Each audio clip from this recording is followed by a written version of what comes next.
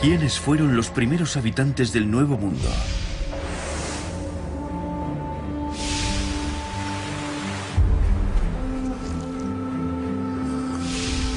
Es una pregunta que divide al mundo científico. Al fin de la última glaciación, hace unos 11.000 años, los humanos habían alcanzado todos los rincones del planeta.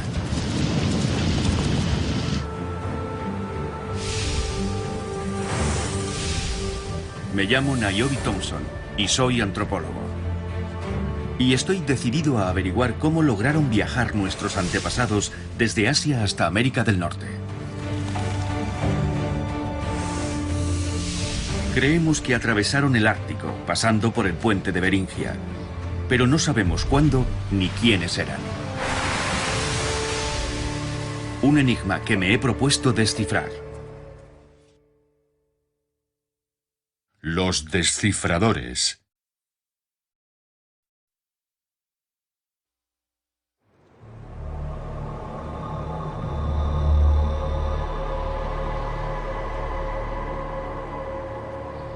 Hace 15.000 años, una gran parte del planeta estaba sepultada bajo el hielo.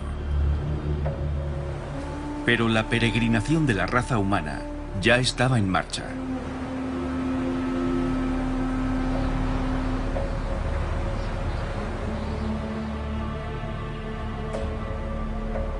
Nuestros ancestros abandonaron África y avanzaron en distintas direcciones.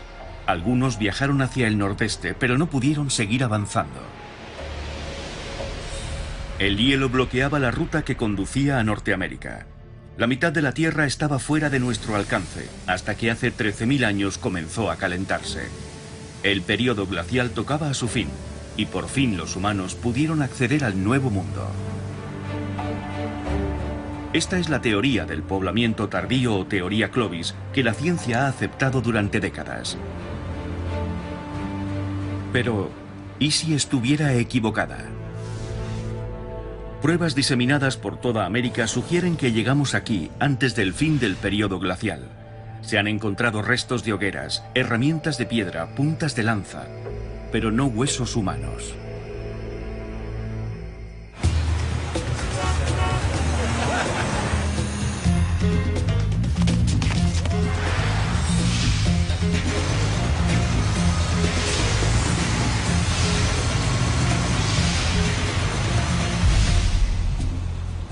Mis investigaciones antropológicas me han revelado que los entornos fríos no siempre son incompatibles con la supervivencia humana y que el período glacial pudo ser una época perfecta para las migraciones. Lo irónico es que he venido a Brasil para ratificar mi teoría. Este país tropical es un paraíso para los arqueólogos. Tal vez oculte vestigios humanos anteriores a los Clovis, los supuestos primeros pobladores de América. Pero nadie ha podido probarlo de forma concluyente. Tras adentrarme en la meseta brasileña, llego a Lagoa Santa, una zona llena de cuevas. Walter Nivis lleva años aquí buscando indicios de la presencia de estos habitantes primitivos.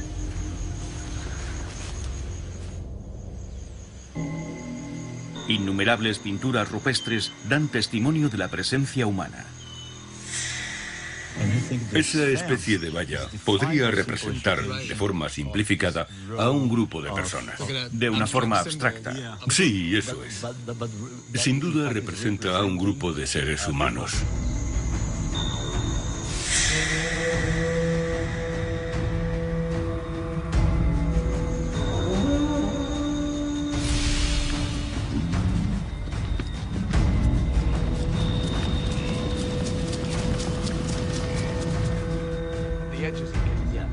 Walter Nivis piensa que los primeros habitantes de América vivieron en estas cavernas durante la última glaciación.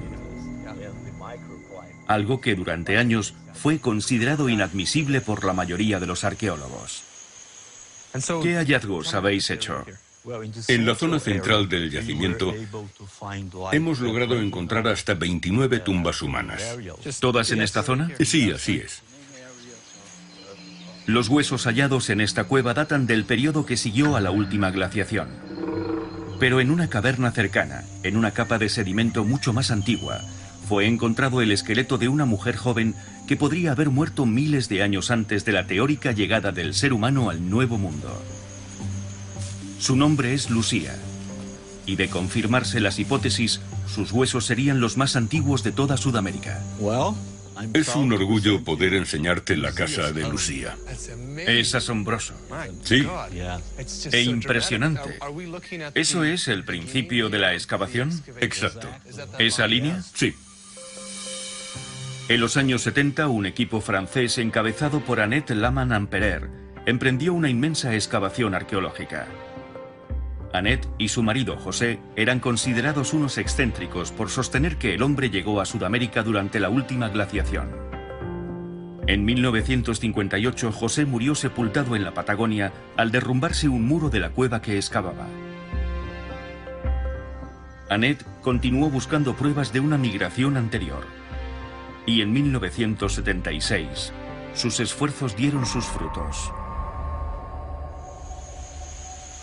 El cuerpo de Lucía fue encontrado a casi 12 metros de profundidad, tras descender por esta grieta. Ya.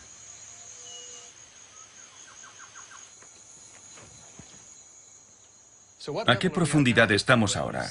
Aquí lo tienes anotado. Mira, 12 metros. y por aquí encontraron el cráneo de Lucía, su calavera. Está señalado aquí, en alguna parte.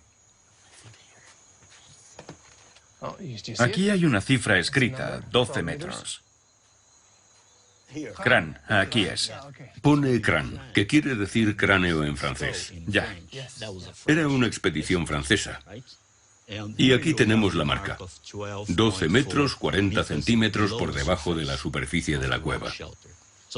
Así que la calavera de Lucía se encontraba a casi 13 metros por debajo de la superficie. La ubicación del cráneo es un factor crucial. Los estratos, al igual que los anillos de los árboles, pueden ser usados para datar los restos. Y estas capas de tierra se formaron antes del fin del período glacial, hace unos 14.000 años. Si Lucía murió durante el periodo en el que se formó este sedimento, significa que vivió antes que los Clovis, los supuestos pioneros del Nuevo Mundo. Pero para desmontar una teoría tan arraigada en el mundo científico, Walter tiene que datar con precisión los huesos de Lucía, y no solo los sedimentos en los que fue encontrada. Para mí, Lucía es, probablemente, el mejor ejemplo de lo que yo llamo cronología periclovis, aquí en Sudamérica. Que es lo que en Sudamérica y en otros lugares denominamos cronología preclovis. Tal vez Lucía pertenezca a una población anterior que llegó durante el período glacial. Si Walter está en lo cierto, debería ser el esqueleto humano más antiguo del Nuevo Mundo. Sin embargo, su descubrimiento no logró trastocar las teorías establecidas por culpa de un trágico accidente. En 1977, poco después de su gran hallazgo, Annette Laman-Amperer murió asfixiada a causa de un escape de gas en el hotel donde pernoctaba. Sus alumnos se disputaron los restos de Lucía, que terminaron en un cajón en el Museo Nacional de Brasil. Hasta ahora, nadie ha datado estos huesos. De haber sobrevivido, Annette habría tratado a Lucía con sumo cuidado. Los esqueletos guardan sus secretos en las trazas de carbono que permanecen atrapadas en el hueso. Si no se conservan en condiciones controladas, el carbono se descompone. Si quisiéramos datar ahora a Lucía, ¿por dónde habría que empezar? ¿Qué muestra podría ofrecer mejores resultados? El siguiente paso, en caso de que fuera posible, ya que ello implicaría su destrucción, sería analizar una de las piezas dentales, lo que nos permitiría llevar a cabo una datación radiométrica directa. Walter Nivis se muestra esperanzado. Lucía era joven cuando murió, y sus dientes estaban en buen estado. El esmalte podría encerrar isótopos de carbono que nos permitirían establecer su edad. Un laboratorio de Dinamarca ha enviado a una experta, Cristina Valdiosera, para que tome una muestra.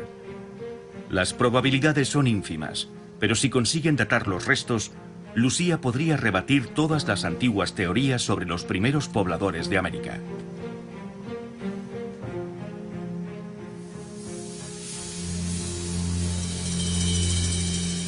La hipótesis de Walter contradice de plano la teoría oficial.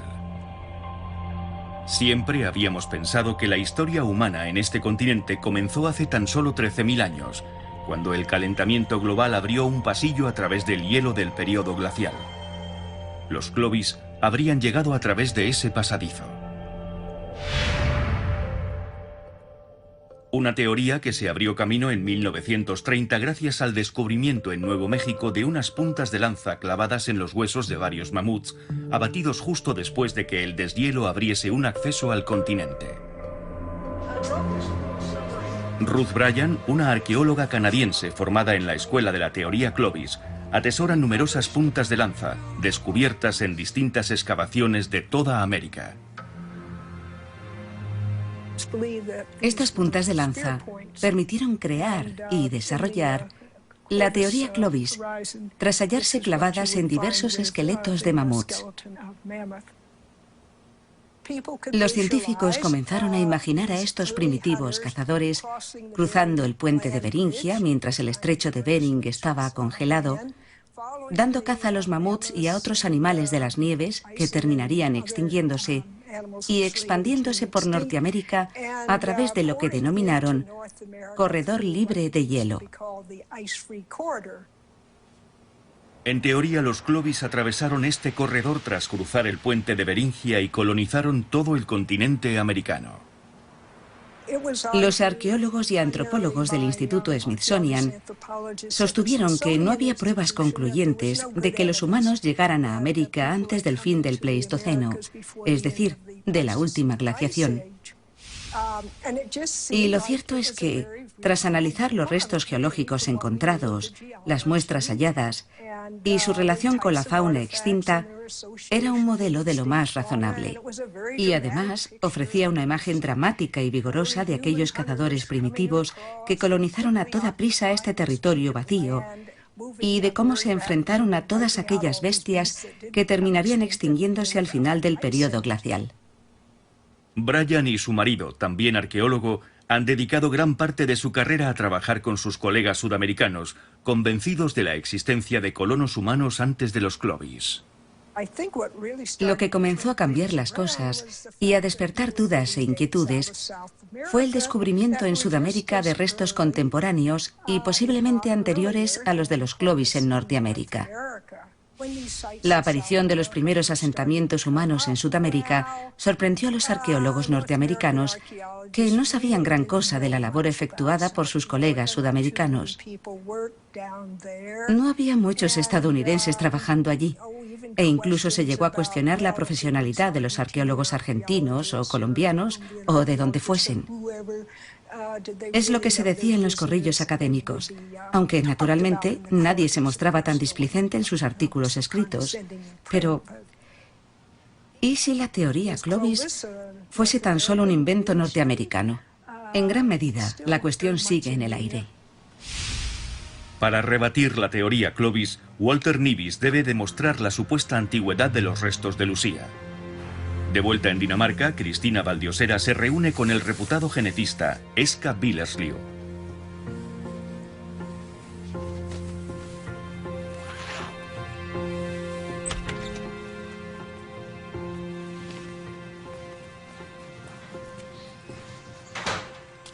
Eska va a examinar un diente de Lucía en su laboratorio de análisis de ADN en Copenhague. Deberá fragmentar el diente para encontrar material orgánico dentro de las capas de esmalte. Y si consigue encontrarlo, podrá obtener una datación. Trabajar con ADN fósil es una tarea complicada. Eska es uno de los mejores analistas y su laboratorio es mundialmente conocido por sus logros en el estudio del ADN fósil. Pero para hallar trazas puras de ADN, deben estar muy pendientes de no contaminarlas con ADN más reciente. Por ello, inundan el laboratorio con radiación ultravioleta todas las noches. Mantienen un control total sobre el flujo del aire del sistema de ventilación y solo trabajan con materiales fósiles.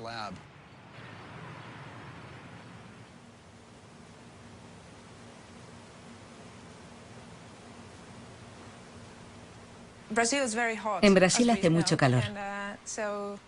Y esas no son las condiciones ideales de conservación para un material orgánico o un material óseo. Esta muestra tiene buen aspecto, pero dadas sus condiciones de preservación, tendremos que usar técnicas muy sofisticadas para tratar de extraer el ADN en caso de que quede algo. ¿Tenemos los resultados? Casi. Veamos. Es emocionante, ¿verdad? Sí.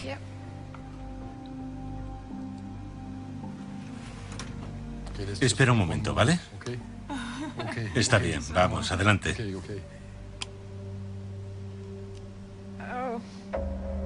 Nada. Maldita sea. Es una lástima. Está vacío. No hay el menor rastro de ADN. Vaya. Al profesor Nibis no le van a gustar las noticias de Dinamarca. Tal vez se deba a la atmósfera tropical que rodea al Museo de Río o a la humedad de la cueva donde fue encontrada Lucía. Pero el caso es que en los huesos no quedan trazas de carbono que nos permitan datarlos. Nunca estaremos seguros de su edad.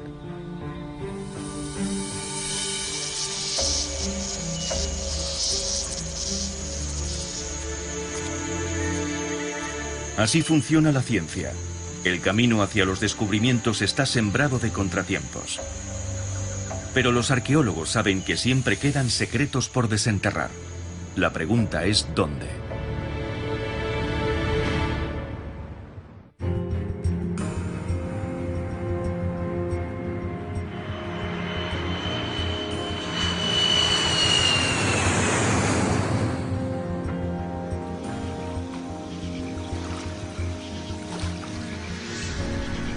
El esqueleto de Lucía sigue siendo un misterio. Así que para descubrir si los humanos llegaron a América antes del fin del periodo glacial, tal vez tenga que buscar nuevas pistas en Siberia, al otro lado del puente de Beringia.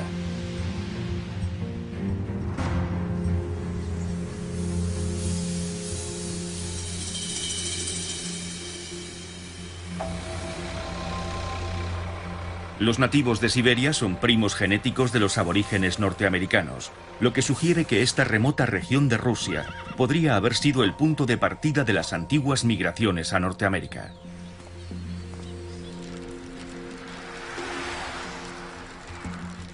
Llego a tiempo de embarcarme en una expedición improvisada a las orillas del lago Baikal.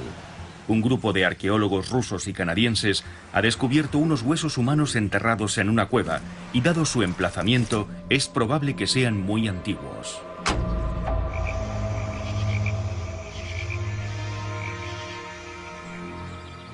Llegar allí nos llevará un día entero.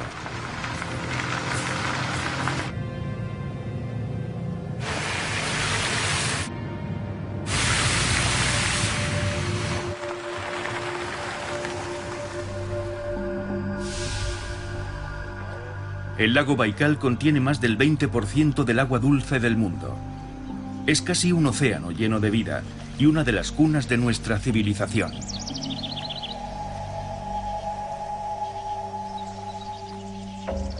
Voy a entrar en la cueva.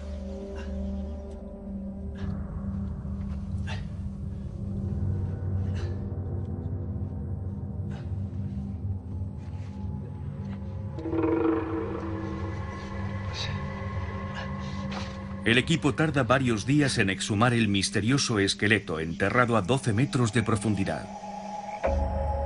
Va emergiendo hueso a hueso.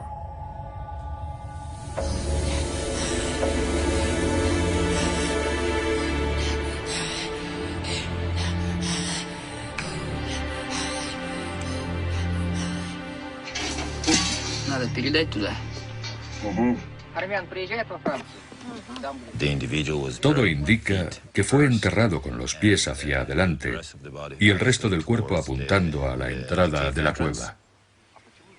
El profesor canadiense Andrei Weber ha descubierto numerosos restos humanos prehistóricos alrededor del lago. Hemos desenterrado casi medio esqueleto.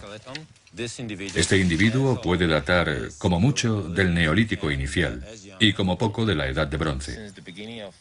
Desde que comenzaron las excavaciones arqueológicas en los alrededores del lago Baikal a finales del siglo XIX, Se han encontrado ya más de 1000 esqueletos. Este hombre fue enterrado aquí mucho después del fin de la última glaciación. Pero Weber piensa que es muy probable que hubiera humanos viviendo junto al lago Baikal en pleno periodo glacial, hace 15.000 o 20.000 años.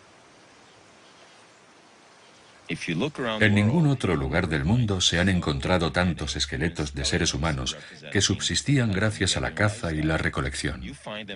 Los restos descubiertos en esta zona son mucho más numerosos. Pero, ¿por qué encontramos tantos restos en las orillas del lago Baikal y además también conservados? La respuesta hay que buscarla en los recursos acuáticos. El lago tiene muchos peces en sus bahías menos profundas. E incluso podemos encontrar focas en determinadas estaciones, naturalmente. Pero además hay ríos que desembocan en el lago, grandes ríos con abundantes reservas de pescado.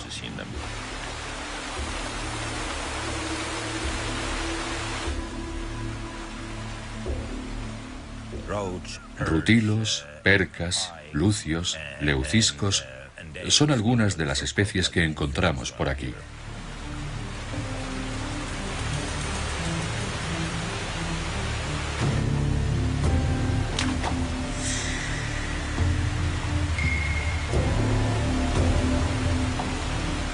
Si hubo humanos que vivieron junto al lago Baikal hace tanto tiempo, es posible que algunos de ellos viajaran hacia el este, hacia regiones aún más remotas.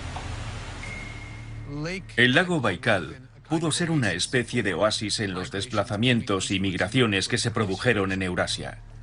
Naturalmente, los mismos factores que lo convirtieron en un entorno tan propicio para los nuevos asentamientos también lo expusieron a la superpoblación y a la caza masiva de las especies terrestres, lo que pudo empujar a estas a la extinción. Todo indica que cada cierto tiempo el índice de población alcanzaba un pico y después un pequeño valle, lo que parece sugerir que los habitantes del lago pudieron migrar hacia el nordeste, siguiendo una ruta que condujo sus pasos hasta el puente de Beringia.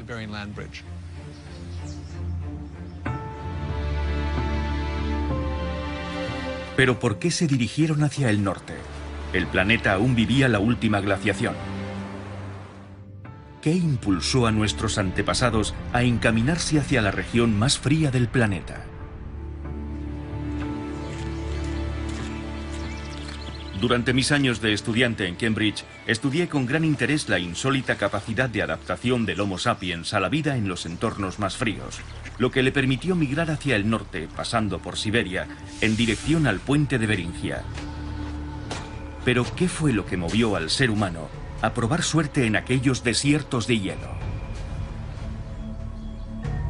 Mi antiguo director de tesis, Piers Vitebsky, es un experto mundial en las culturas nómadas.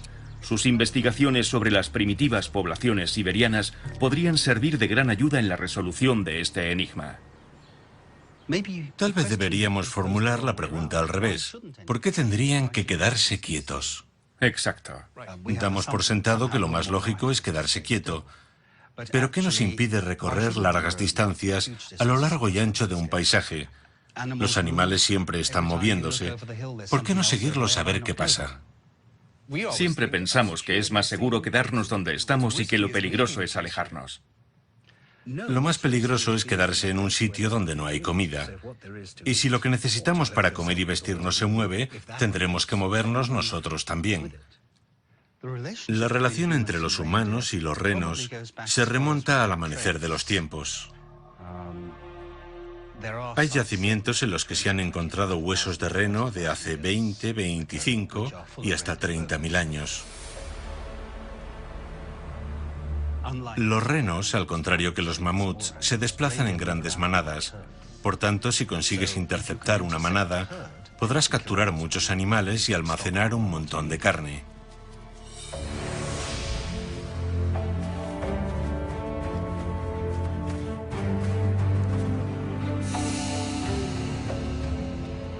La emboscada era sin duda su técnica de caza preferida durante sus grandes migraciones.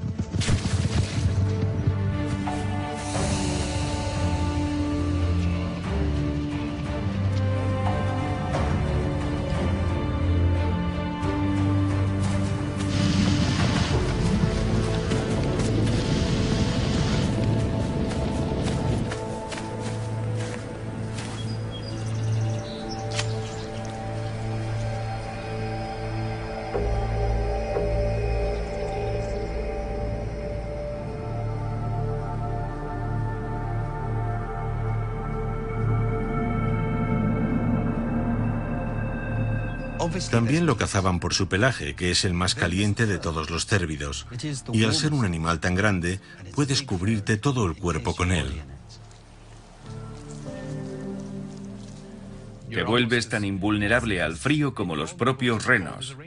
Desde luego, y además dejas de resultarles tan amenazante.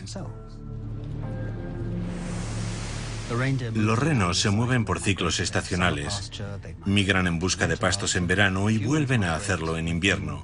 Los humanos migraban con ellos. En algunas ocasiones, tras cubrir miles de kilómetros, se reasentaban en otras regiones. Estas migraciones se producían cuando un grupo se veía obligado a marcharse por razones que no figuran en los registros arqueológicos, tal vez por maldiciones, amenazas de espíritus, por diversas razones que les impulsaban a abandonar su hogar.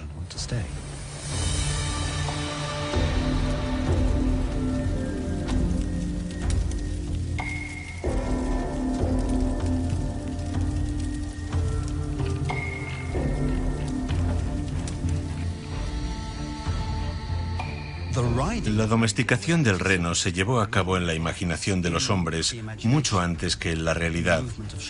Así es como representaban a los chamanes, volando hacia la luna o hacia el firmamento a lomos de un reno. También usaban tambores hechos con su piel para imaginar que cabalgaban sobre ellos.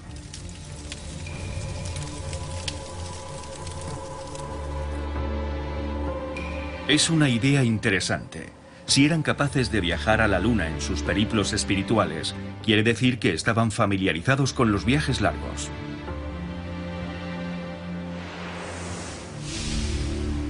Estos viajes debieron conducirlos hasta un nuevo territorio. Beringia. Un puente que atravesaba lo que hoy denominamos el estrecho de Bering, y una tierra virgen que aún no conocía a los cazadores humanos.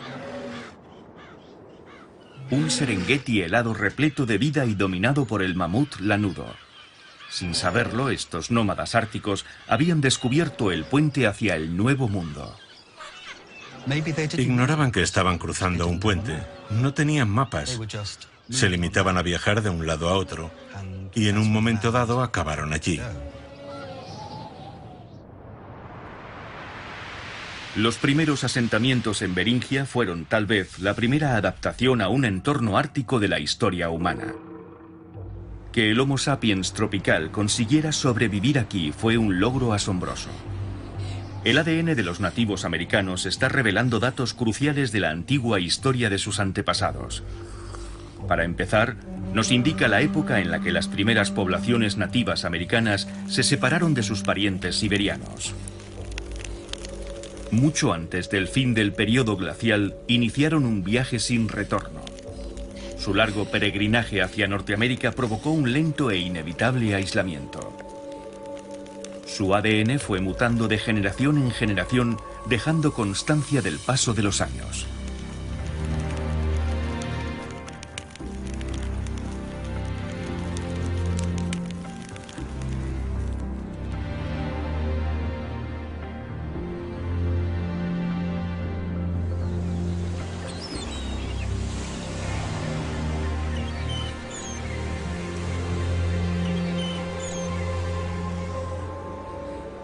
Aquella tierra les proporcionaba todo cuanto necesitaban para vivir, por lo que permanecieron en ella durante miles de años.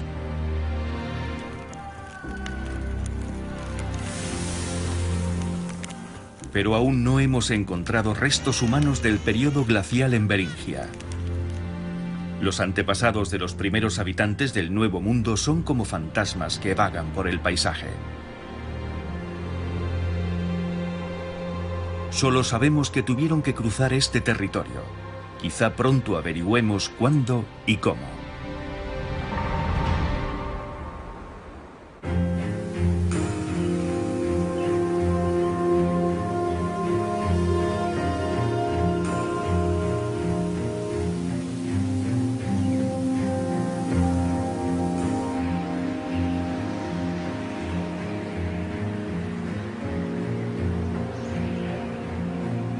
Tras visitar la cueva de Lucía en Brasil y el lago Baikal en Siberia, me enfrento a un abrasador desierto salino en Oregón.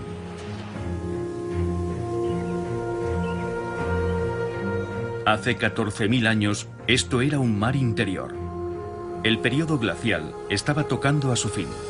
¿Habría ya humanos viviendo aquí? Todavía no había un corredor libre de hielo que permitiera franquear los glaciares y llegar hasta Norteamérica. Siempre hemos pensado que este fue el camino elegido por los primeros habitantes del Nuevo Mundo. Pero no hemos venido aquí a visitar un asentamiento Clovis, sino algo que podría ser mucho más antiguo.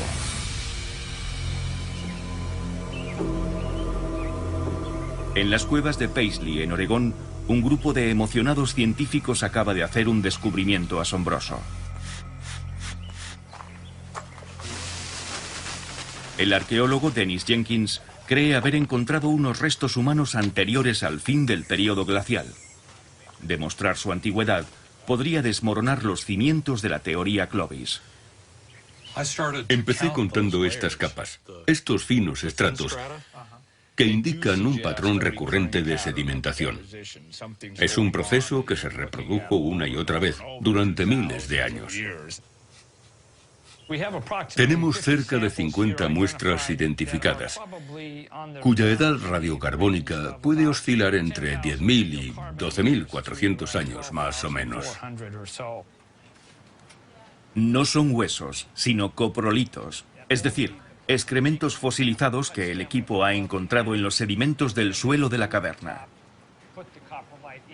Cada coprolito está cargado de materiales orgánicos que permiten su datación por radiocarbono. Pero gran parte de la comunidad científica sigue aferrada a la teoría original, por lo que cualquier hallazgo arqueológico anterior a los Clovis se ve rodeado de polémica. Para rebatir sus argumentos, Jenkins necesita aliados. Tom Stafford es un conocido escéptico. Tom ha estado datando los coprolitos de Jenkins en su laboratorio. Los datos obtenidos son prometedores, pero necesita contrastar sus resultados examinando los sedimentos de la cueva de Oregón.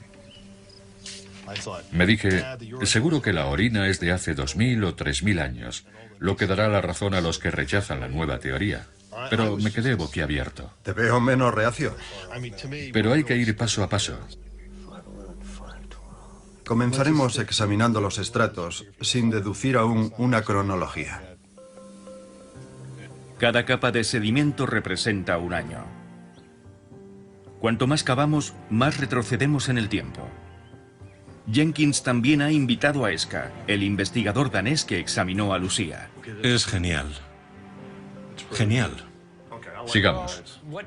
La aportación de Eska a todo este proceso será demostrar con todo rigor cuáles de estos coprolitos son humanos. En mi opinión, es una de las personas más capacitadas para desempeñar esta tarea. ¿Qué supondría este hallazgo en la historia de las migraciones? El gran desarrollo tecnológico de los últimos años en el campo del ADN nos permitirá obtener resultados concluyentes. Si el resultado es positivo, sería una prueba muy importante de la presencia de pobladores anteriores a los Clovis. Una teoría tan asentada como la de los Clovis no se derrumba de un día para otro. Así que, respaldado por Tom y Eska, Jenkins organiza un encuentro con algunos de los arqueólogos de mayor prestigio. Me gustaría haceros una pequeña presentación de la historia del yacimiento. Todo comenzó en 1937. Todos los integrantes de esta reunión saben que podrían estar contemplando el fin de una importante teoría. Los hallazgos de Jenkins están en tela de juicio, y también la reputación de algunos expertos. Si levantáis la vista, veréis de dónde se desprendió. ¿Estás filmando? Sí, estoy filmando. ¿Puedes bajar la cámara? Los nervios se encuentran a flor de piel.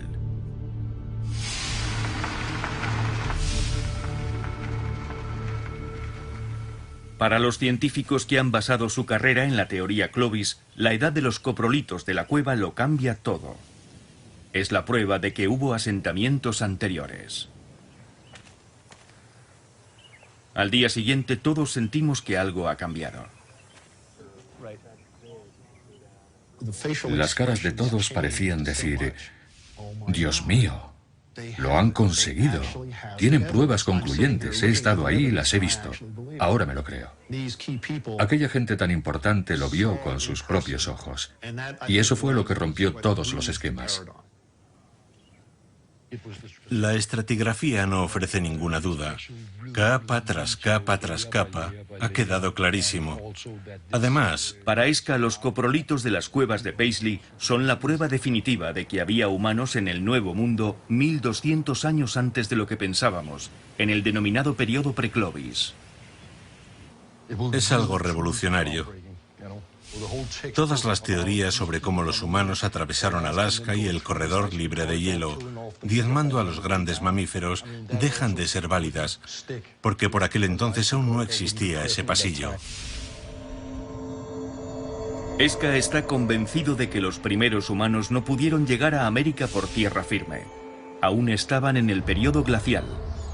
Y se encontraron ante un muro infranqueable.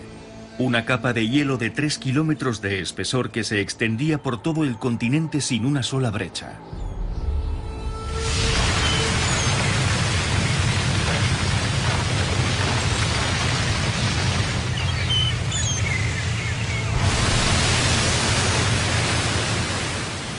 Durante décadas se fueron acumulando pruebas de la presencia del hombre en el Nuevo Mundo antes del fin del periodo glacial. Pero como en el caso del esqueleto de Lucía, nunca parecían lo bastante concluyentes. Sin embargo, ahora que la datación radiocarbónica ha demostrado que hubo humanos en Oregón hace 14.000 años, la ciencia se plantea una nueva pregunta. ¿Cómo consiguieron adaptarse al hielo?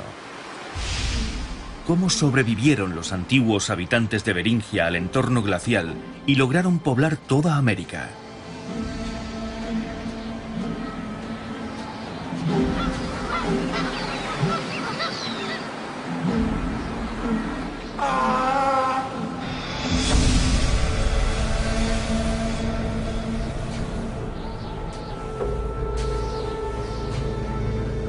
Tal vez los pueblos que hoy ocupan ese paisaje congelado puedan ayudarme a descifrar este antiguo misterio. Y ese es mi próximo destino, el estrecho de Bering.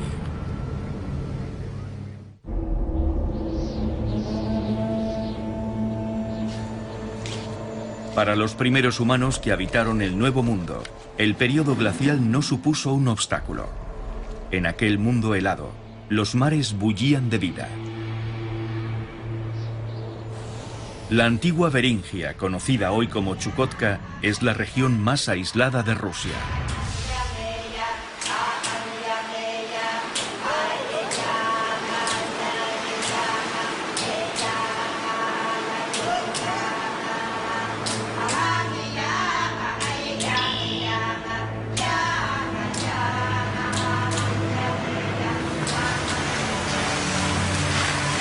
En este entorno salvaje ni siquiera hay carreteras.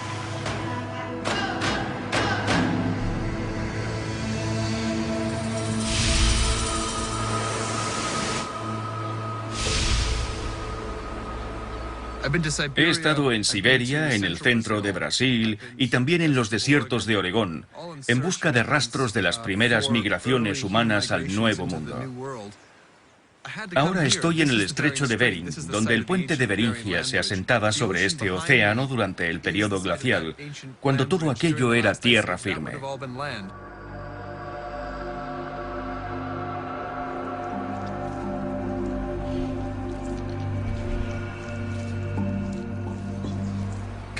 Sé que aquí no voy a encontrarme con los parientes de los antiguos viajeros que probaron suerte en el Nuevo Mundo.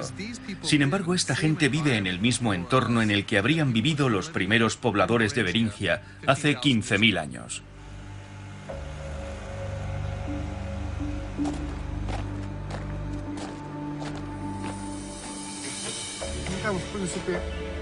Casi nada de lo que comen estos cazadores procede del mundo exterior. Sus familias se alimentan de focas, morsas, pescado y ballenas.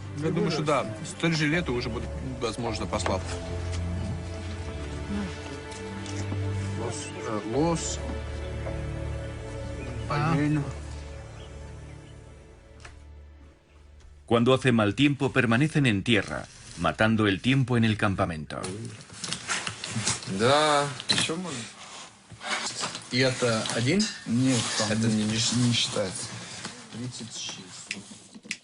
Es hora de poner a punto el material para la primera cacería de ballenas del año.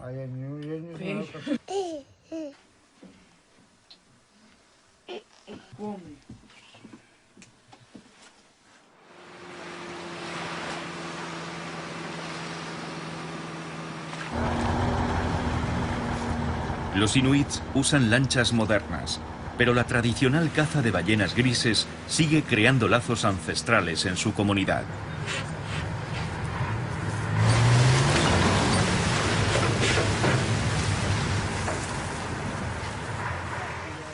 Esta joven ballena alimentará a su aldea durante semanas.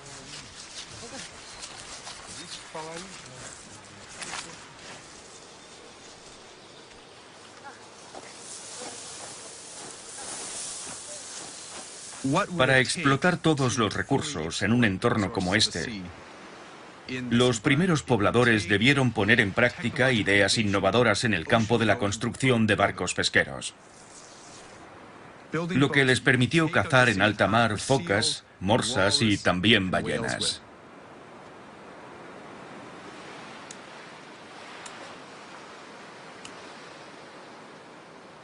Esto es una réplica de los umiaks, las canoas tradicionales que podríamos haber encontrado aquí hace 300 años. Está construido con huesos, piel de morsa y madera de barcos naufragados. En un paisaje como este, había pocos materiales disponibles, así que utilizaban la piel y los huesos de los mamíferos marinos y la madera que llegaba a la orilla. Esta embarcación puede transportar a muchos pasajeros a gran velocidad y durante mucho tiempo. Estas canoas rudimentarias les permitían recorrer el litoral siguiendo las migraciones marinas.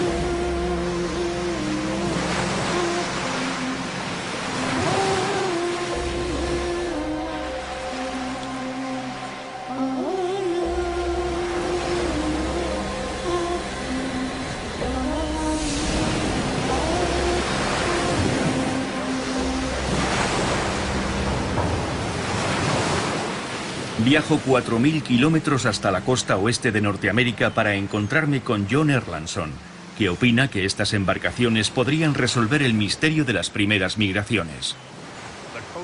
Muchos creemos que la navegación ya existía hace 15.000 o 16.000 años. Y es lógico pensar que la gente usara barcos construidos con pieles de animales, una tecnología al parecer muy antigua. Era una forma de adaptarse al medio muy diferente a la de los Clovis.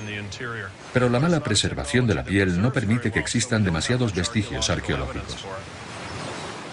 Durante el período glacial, las costas que unen Alaska y México pudieron haber formado parte de una ruta llena de recursos para las primeras migraciones, gracias a su rico ecosistema de algas. Las algas crean un hábitat increíblemente fecundo. Cada año producen miles de millones de esporas, lo que les permite expandirse por todas partes y proporcionar nutrientes a todo el ecosistema costero. Bajo el agua forman una estructura tridimensional de selvas que albergan toda clase de peces. En las líneas costeras del Ártico sobreviven incluso bajo el hielo. Y cuando el hielo se derrite en verano, las selvas de algas vuelven a florecer, creando esa explosión de vida que abarrota estas costas. Las selvas de algas son tan ricas y exuberantes como las selvas terrestres. Los viajeros del período glacial pudieron usarlas como una especie de autopista, como un lazo que los unía a la vida.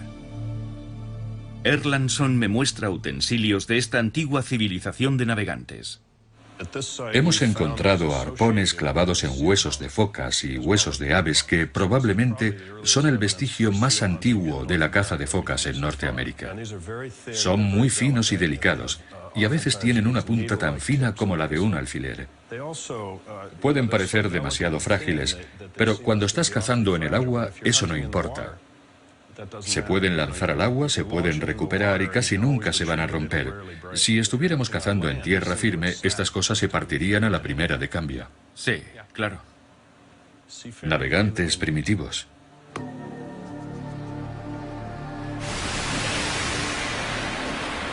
Los primeros pobladores llegaron a este continente cubierto de hielo a bordo de una embarcación. Esa es la clave. Incluso en pleno periodo glacial, el mar satisfacía sus necesidades. Como la mayoría de los científicos, yo también pensaba que habían llegado aquí caminando sobre tierra firme, tras esperar al fin del periodo glacial. Durante años, la ciencia se negó a admitirlo, pero ahora sabemos que los primeros habitantes llegaron al continente americano en pleno periodo glacial, en sus rudimentarias canoas, abriéndose paso a través del hielo.